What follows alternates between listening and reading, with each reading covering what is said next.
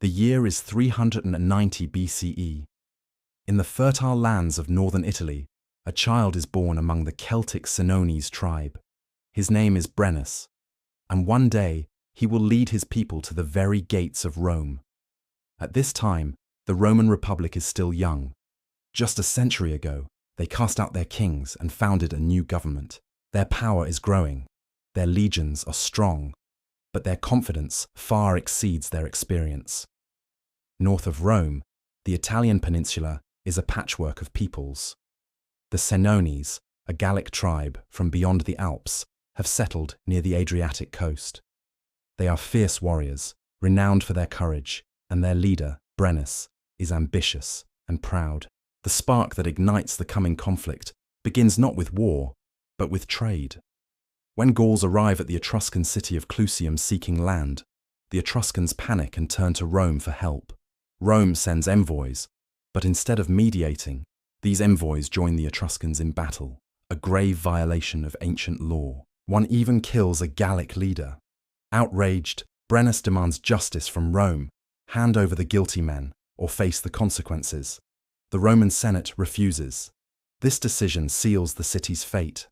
In 390 BCE, Brennus marches south with 30,000 warriors, straight towards the Tiber River. The Romans, alarmed but unprepared, hastily muster their army.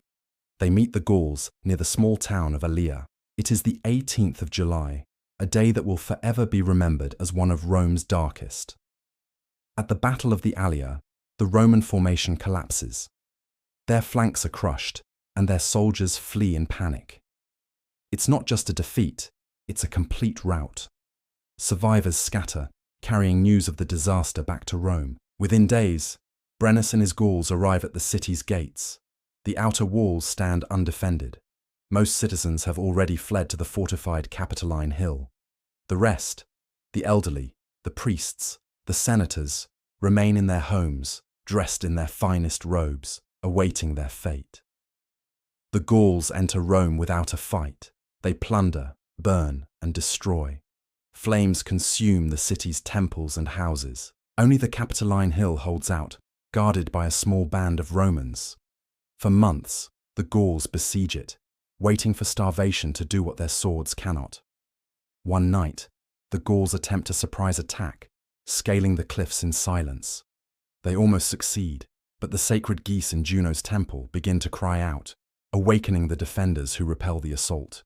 Rome is saved, but only just. Finally, Brennus offers peace. The Romans, starving and desperate, agree to pay a ransom of 1,000 pounds of gold. As the gold is weighed, the Romans protest, claiming the Gauls' weights are rigged. In response, Brennus throws his own heavy sword onto the scales and utters the chilling words that echo through history. Vae victis, woe to the vanquished. The Gauls take their gold and depart, leaving behind a city in ruins. While some later Roman accounts claim the hero Camillus arrived to save the day, most historians agree Rome paid dearly for its survival. In the aftermath, the Romans rebuild. They construct new, stronger fortifications, the Servian Wall, a monument born of fear and resilience. The memory of that fire, the humiliation of that tribute, burns deep in the Roman soul. They vow that no foreign army will ever again set foot in their city. The sack of Rome becomes a turning point. What was once a local power transforms into an empire forged by vengeance and discipline. Generations later, Roman generals would march into Gaul, conquering the descendants of Brennus and bringing them under the rule of the very city their ancestor had burned. Though centuries have passed, the story of that day endures. The day the eternal city nearly died, and the day its destiny truly began. Thanks for watching. If you enjoyed this journey into the past, don't forget to like, subscribe, and hit that notification bell for more stories from history.